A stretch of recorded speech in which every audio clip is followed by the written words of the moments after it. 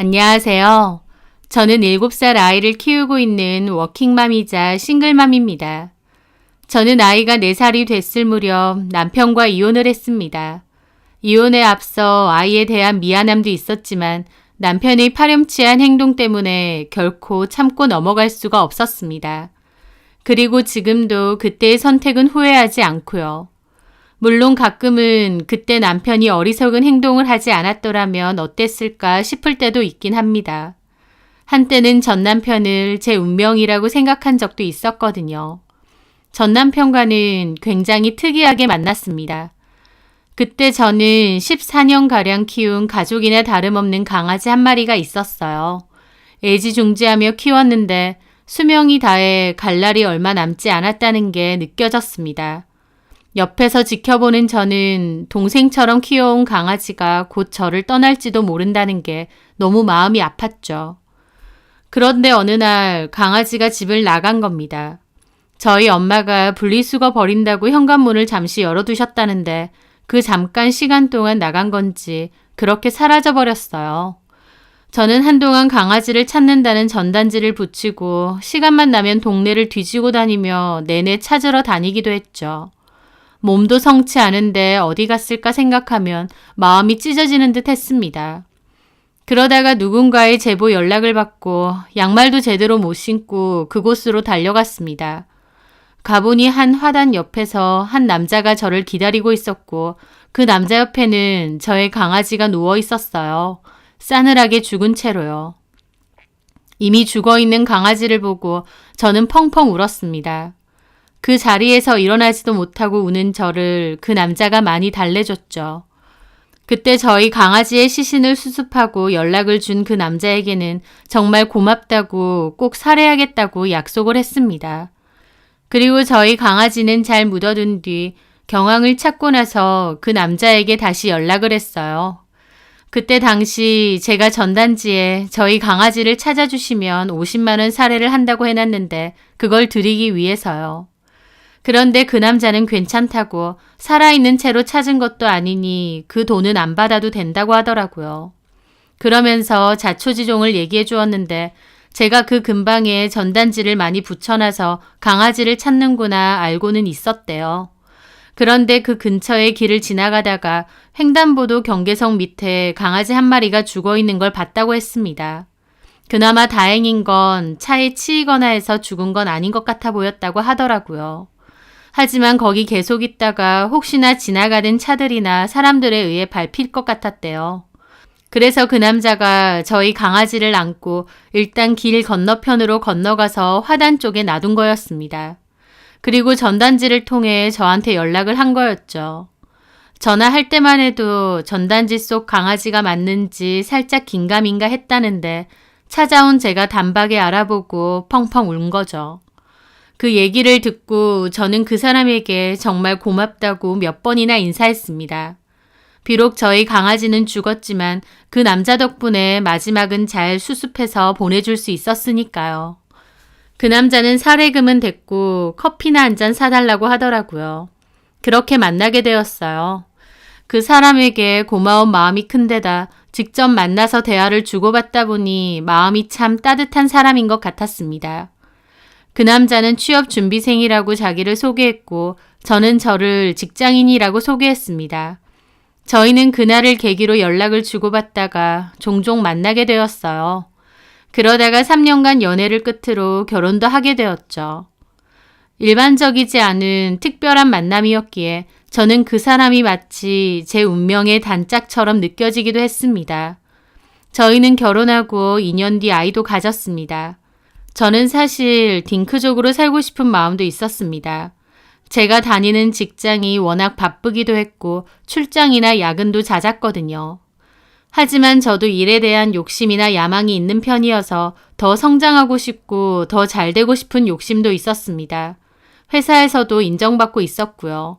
그래서 아이 생각은 좀 나중으로 미뤄두거나 아니면 딩크를 하는 건 어떨까 싶기도 했는데 남편은 아이는 자기가 전담해서 키울 테니 아이를 갖자고 설득을 했습니다. 남편은 연애 때 취업준비 생활을 끝내고 한 회사에 취업은 했는데요. 남편이 원하는 회사는 아니었고 급하게 그냥 들어간 회사였어요. 규모도 작고 남편도 마지못해 다닌다고 생각하며 다녔거든요. 저와 다르게 남편은 일로서 크게 성공하고 싶은 마음이 별로 없다는 소리를 잘했습니다.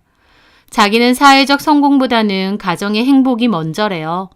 그래서 아이를 낳게 되면 자기가 육아휴직을 써서 아이를 전담해서 맡겠다고 한 거였죠. 저희 생활비는 제가 버는 걸로도 충분했기에 저희는 의논 끝에 그렇게 하기로 했습니다. 그리고 저희는 아들을 낳았어요. 저는 계획대로 최소한의 출산 휴가만 쓰고 다시 복귀를 했습니다. 그리고 제 출산 휴가가 끝남과 동시에 남편은 회사에 육아 휴직을 내고 그때부턴 전담해서 아이를 맡기 시작했죠. 남편이 잘해주는 것 같아서 고맙기도 하고 든든하기도 했습니다. 그런데 남편도 집에서 혼자 애 보는 게 너무 힘들다고 하면서 돌이 지났을 무렵 어린이집에 보내겠다고 하더라고요. 사실 제 입장에선 이제 막 걷고 있고 말도 엄마 정도만 겨우 하는데 어린이집에 보낸다고 하니 마음이 좋지만은 않았어요. 하지만 어쩌겠나요. 주 양육자인 남편이 힘들어서 그렇게 하고 싶다는데요. 저는 남편에게 당신이 원하는 대로 하라고 했고 아이는 비교적 일찍 어린이집에 가게 되었습니다. 초반에는 적응을 못해서 애를 먹기도 했지만 그래도 조금 시간이 지나고 나서는 아이도 어느 정도 적응을 한 것 같았고 남편도 개인 시간이 있으니 훨씬 나은 것 같더라고요. 저도 그 모습을 보면서 잘 됐다 싶고요. 그러다가 언젠가부터 남편이 아이와 캠핑을 다니겠다고 하는 겁니다. 이제 돌도 지나고 했으니 둘이서 캠핑을 가보려고. 좋은 생각이긴 한데 아직 세원이가 어려서 너무 고생스러울 텐데 괜찮겠어? 그럼 집에서 하나 밖에서 하나 뭐 육아는 똑같지 뭐. 그리고 세원이보다 내가 갑갑해서 안 되겠어. 알지? 나 캠핑 엄청 좋아하는 거. 알지. 자기는 캠핑에 진심인 거. 우리 아들도 아기 때부터 캠핑의 맛을 알아야 돼. 그래야 나중에도 나랑 거리낌 없이 다니지. 못 말려. 밖에서는 기저귀 갈기도 힘들고 고생일 텐데. 걱정하지 마. 내가 다 알아서 해. 저는 그런 남편이 고마웠습니다. 남편이 전담해서 아이를 맡아주었기 때문에 저도 아무 걱정 없이 회사 일에만 전념할 수 있었으니까요. 남편은 그렇게 일주일에 한 번 정도 주말에 캠핑을 다니기 시작했어요. 원래 주말에는 저도 같이 아이를 돌봤는데요. 남편은 저더러 토요일에 푹 쉬라고 하고 아이를 데리고 나가주는 거였죠. 제 입장에선 남편의 배려가 너무 고마웠습니다. 그맘때 주변에선 저보고 저희 남편 같은 사람이 어딨냐고 복 받았다고도 했어요. 저는 늘 남편에게 고마움이 컸기에 남편이 원하는 건 웬만해선 다 해주려고 노력했죠. 그맘때 제가 승진을 했는데요. 그 기념으로 또 남편을 위해서 차도 대형 SUV로 바꿔주기도 했습니다. 캠핑할 때 좀 더 편하게 하게끔요. 원래는 승용차를 타고 다녔는데 짐이 많아서 비좁았거든요. 그래서 차를 바꿔야겠다는 생각은 있었다가 그맘때 제가 새 차로 바꿔주게 된 거죠. 남편도 너무 고마워했고 기뻐하는 남편을 보니 저도 행복했습니다. 모두에게 윈윈이라고 생각했어요. 저는 주말 하루 푹 쉬면서 재충전의 시간을 가질 수 있으니 좋았고 남편도 아이랑 캠핑을 가니 바람도 쐬고 추억도 만드는 것 같아 좋다고 했죠. 그러다가 제가 하루는 여보, 이번 주에는 캠핑 가는 거 나도 같이 갈까? 했습니다. 저는 남편이 몹시 좋아할 줄 알았어요. 그런데 왜? 왜는 자기 혼자 고생하는 거 미안하잖아. 고생 아니라니까. 에이, 혼자 가는 것도 아니고 애 데리고 가는 건데 그게 고생이 아니야? 이번에 나도 같이 갈게. 근데 자기는 캠핑 싫어하잖아. 벌레도 많고 잠자리도 불편하다고. 그렇긴 한데 뭐 가족끼리 한번 가는 건데 뭐. 그래 그럼 같이 가자. 저는 남편의 반응에 의아함을 느꼈습니다. 제가 같이 간다고 하면 당연히 좋아할 줄 알았는데 별로 반기는 눈치가 아니었거든요. 어쨌든 그렇게 그 주말은 남편과 함께 캠핑장으로 떠났습니다. 남편이 매주 찾는다는 캠핑장이었죠. 그런데 저는 그날 좀 이상하다는 생각이 들었어요. 남편은 매주 아이를 데리고 캠핑에 오는 거잖아요. 그런데 남편이 아이 챙기는 행동이 좀 어색해 보이는 겁니다. 아이가 응가를 해서 씻겨야 했는데 그것도 익숙하지 않은 듯 허둥지둥하고 또 아이가 한시도 가만 안 있으려고 하는데 그런 것도 당황스러워하고요. 오히려 집에서는 척척 잘하는 사람인데 매주 온다는 캠핑장에서는 뭔가 익숙치 않은 것처럼 허둥지둥 하더라고요. 그게 이상하게 느껴지기도 했죠. 한두 번 온 것도 아닌데 왜 저렇게 허둥거릴까 하면서요. 하지만 또 한편으론 저만큼 고생하는구나 싶어서 미안한 마음과 짠한 마음도 들었습니다. 말은 저한테 캠핑 와서 아들이랑 추억도 만들고 너무 즐겁다고 했는데 실상은 애 뒤치다꺼리 한다고 쉬지도 못하고 정신이 없어 보였으니까요. 나를 위해서 일부러 집을 비워준 거구나. 사실은 저렇게 고생하고 진땀 흘리는구나. 그렇게 고마울 수가 없었죠.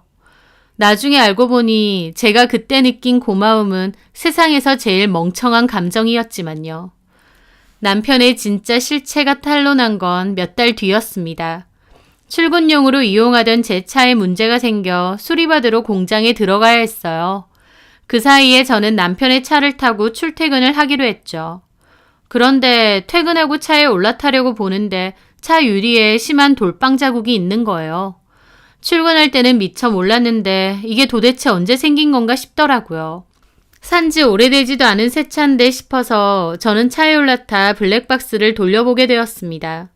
막 돌려보는데 생각보다 특별하게 찍힌 건 없더라고요. 그렇게 계속 뒤로 넘기다가 주말에 찍힌 블랙박스 목록까지도 누르게 되었어요. 남편이 캠핑 갔다 오는 길에 찍힌 듯한 영상이었죠. 이렇게 찾아봤자 언제 찍힌 건지는 못 찾을 것 같아서 그냥 포기해야겠다 하던 찰나 저는 그 순간 온몸이 뻣뻣하게 굳었습니다. 왜냐고요? 블랙박스에선 갑자기 웬 낯선 여자의 목소리도 들렸기 때문입니다. 자기야, 이것도 먹어봐. 저는 순간 몸이 굳더라고요. 다시 되돌려 들었는데 분명 여자의 목소리였습니다. 그리고 남편이 나는 안 먹을래. 운전하는데 방해돼. 아, 왜? 내가 먹여주잖아. 자, 해. 오구 잘 먹네, 우리 자기. 그 뒤로도 남편과 그 여자의 대화 내용은 꽤 이어졌어요. 아마도 그 순간 저는 머릿속이 새하얘졌습니다. 남편이 바람을 피고 있었구나라는 생각만 머릿속에 가득 찼죠. 제 남편은 절대 그럴 만한 사람이 아니라 생각했는데 아주 뻔뻔하고도 멍청하게 증거까지 다 남겨놓은 겁니다. 저는 떨리는 손으로 그 메모리를 챙겼습니다.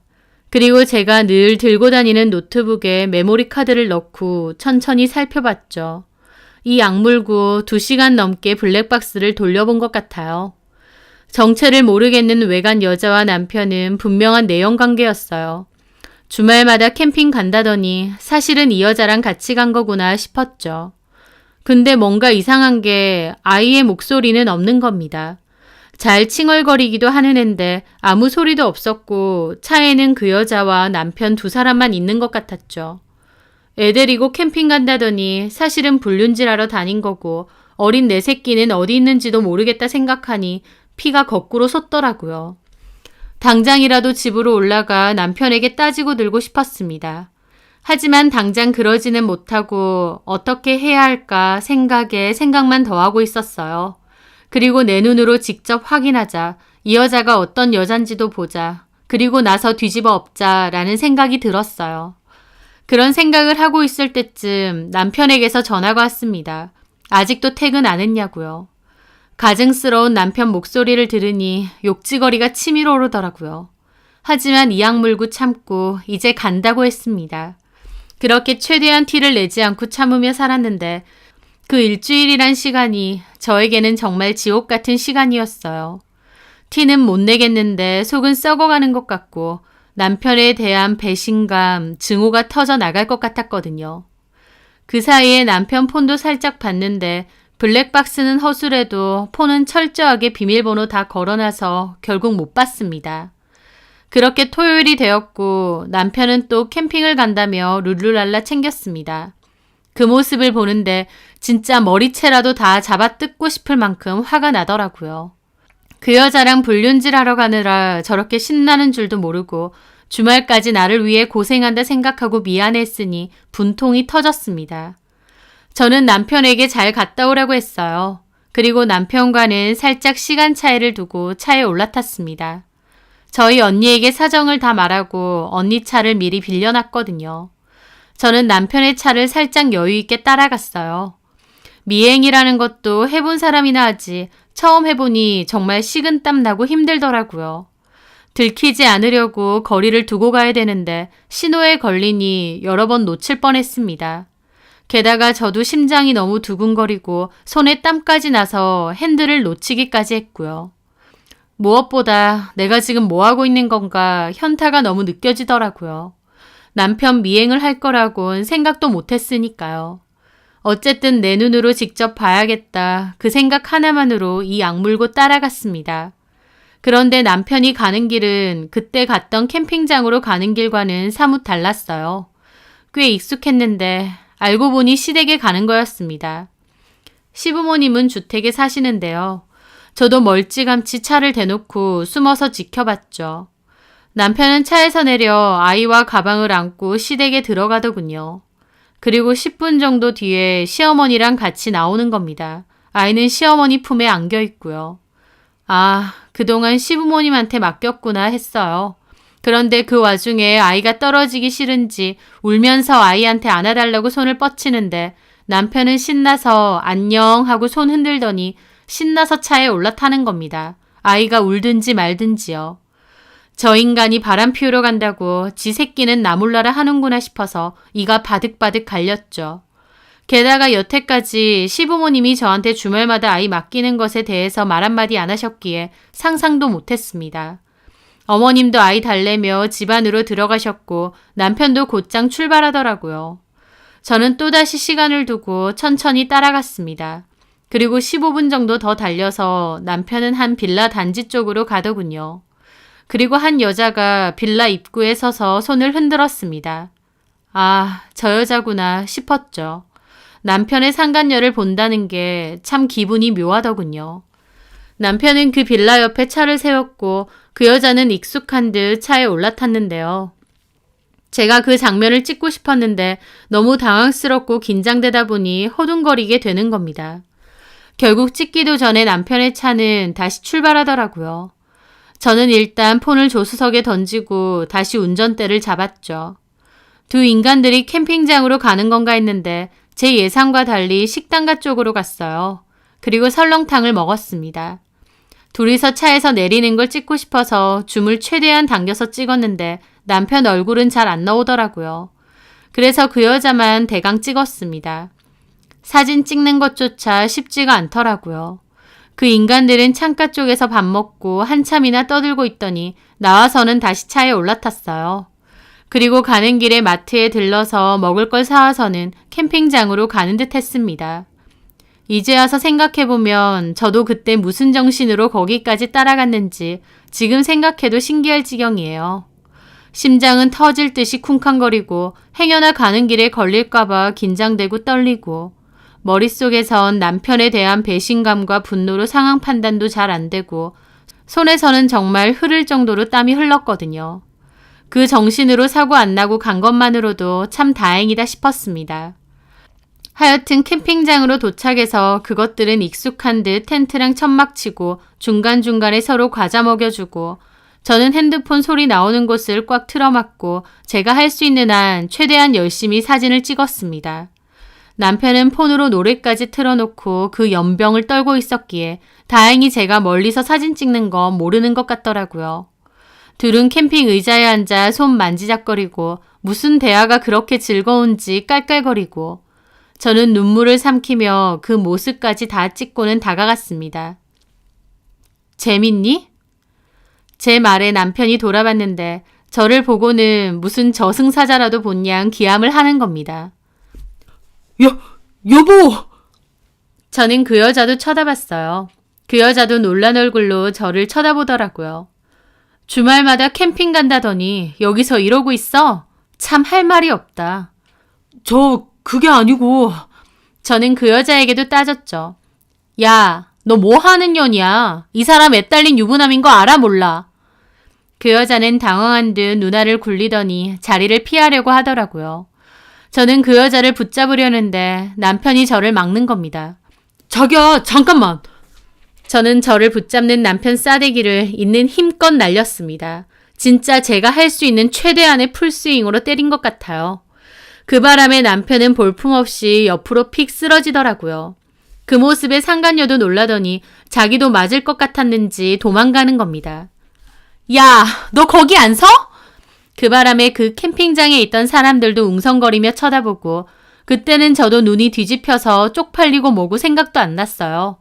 남편은 저기 가서 얘기하자며 저를 끌고 인적이 좀 드문 곳으로 가더라고요.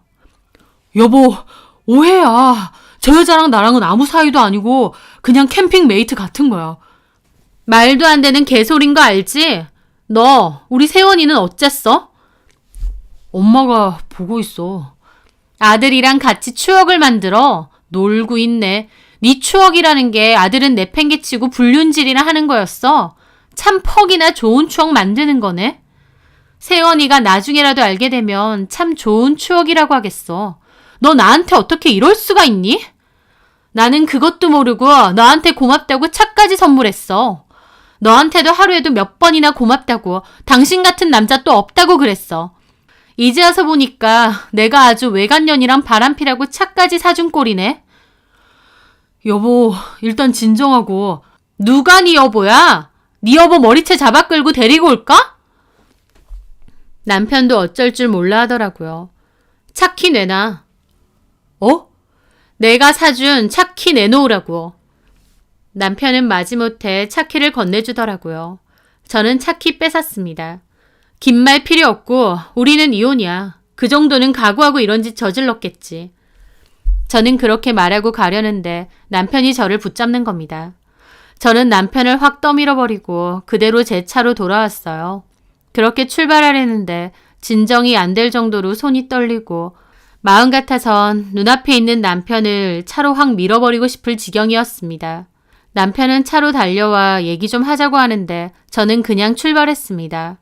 그렇게 가는 길에 눈물이 너무 났고 사고라도 날 것 같아서 갓길에 정차를 하고 엉엉 울었어요. 그 상황이 너무 기막히고 비참하더라고요. 거의 30분가량 그러고 있다가 겨우 마음을 진정하고 다시 출발했습니다. 그 와중에 남편한테선 전화가 너무 많이 와서 그냥 폰 꺼버렸죠. 그리고 시댁으로 곧장 갔습니다. 초인종 누르니 어머님도 놀라서 나오시더라고요. 아니, 세원애미야, 어쩐 일이니? 아내 세원이 있죠? 근데 너 울었니? 어머, 혹시 형규랑 무슨 일 있었어? 어머님의 반응을 보자니 어머님은 남편이 상간녀 만나러 간다고 애 맡긴 건 모르는 눈치였습니다. 안에 들어가서 말씀드릴게요. 세원이도 데리고 가고. 그래, 일단 들어와라. 그렇게 안으로 들어가니 아버님도 계셨어요. 아버님도 놀라시더라고요. 아니, 토요일마다 출근한다고 바쁘다더니 어쩐 일이냐? 연락도 없이. 그 말에 이 인간이 나 토요일마다 출근한다고 했구나 싶더군요. 저는 차분하게 말씀드리고 싶었는데 아이 얼굴을 보자마자 눈물이 쏟아지는 겁니다. 제가 그 자리에서 꺼이꺼이 울자 어머님 아버님도 너무 놀라시더라고요. 왜 그래? 무슨 일인데? 어머니, 저 어디 갔다 오는 줄 아세요? 회사 아니야? 형규 씨가 저 토요일마다 출근한다고 했던 모양인가 봐요. 맞아. 너 일이 너무 바빠서 토요일 출근도 해야 된다고. 그래서 늘 어머님한테 저희 세원이 맡긴 건가요? 애 보니까 힘들다고. 일주일에 하루 정도는 자기 시간 갖고 싶다고 하는 거야. 그래서 토요일은 우리 집에 맡기고 너는 친구들도 만나고 낚시도 가고 네 시간 가져라 그랬지. 근데 아니야? 저 토요일 출근한 적 없고요. 남편이 자진해서 아이 데리고 캠핑 간다고 하더라고요. 저 쉬라고 그렇게 해주는 거 고마워서 제가 차까지 사준 겁니다. 근데 제가 좀 전에 뭘 보고 온 줄 아세요? 세원이 어머님한테 맡기고 모르는 여자랑 바람 피우고 있더라고요. 제 말에 어머님과 아버님이 경악을 했습니다. 그 반응을 보자니 어머님, 아버님도 아예 모르시는 것 같았죠. 저는 울면서 사진도 보여드렸습니다. 이 여자랑? 네, 저 이혼할 겁니다. 아니, 세연애미야, 잠깐만. 우리도 이게 다 무슨 일인지.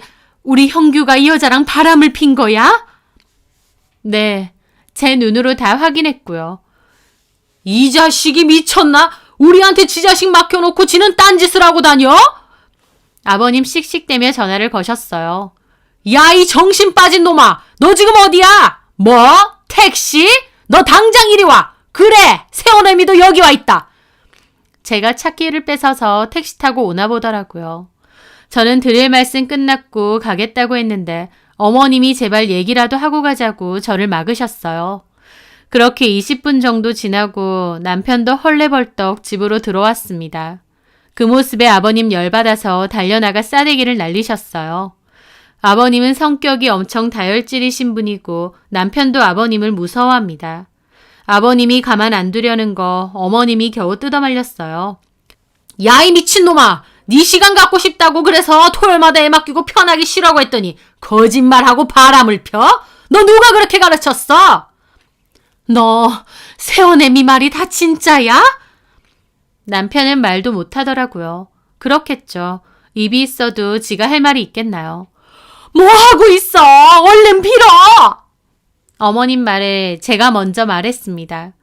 어머님, 그럴 필요 없습니다. 저 마음 정리 다 됐어요. 예, 세연애미야. 네가 기분 나쁜 거 충분히 이해한다. 근데 이렇게 감정적으로 결정할 일 아니야. 형규가 100번 잘못한 건 맞는데 세원이도 생각해야지. 아니요. 저는 세원이 생각해서라도 안 되겠습니다. 어머님 눈앞에서 남편이 다른 여자랑 그러고 있는 거 봤는데 그걸 어떻게 잊고 살겠어요. 저는 자신 없습니다. 애미야. 여보, 한 번만 봐줘. 다시는 안 그럴게.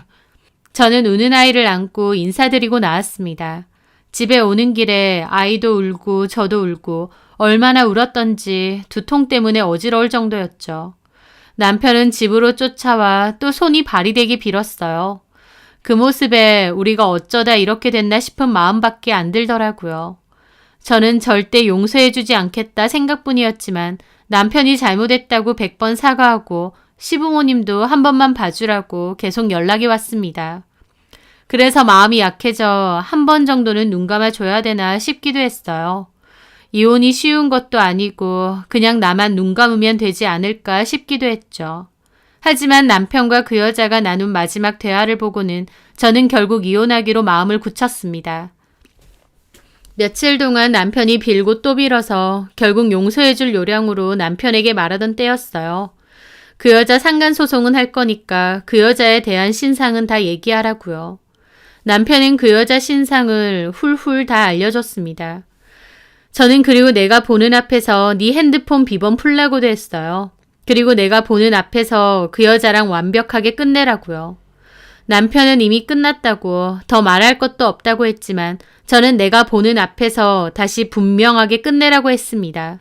상간소송할 거라는 말도 직접 전하라고 했고요. 이렇게 해야 그나마 내가 한 번은 덮고 지나갈 수 있겠다고 했죠. 남편은 죽상으로 알겠다고 하며 그 여자와의 대화창을 열었는데 저는 그 순간 그 대화를 곁눈질로 보게 되었고 남편 폰을 빼앗았습니다. 왜냐면 마지막 대화가 걸려서 어떡해. 자기 괜찮아? 몰라. 이혼하재. 이혼할 거야?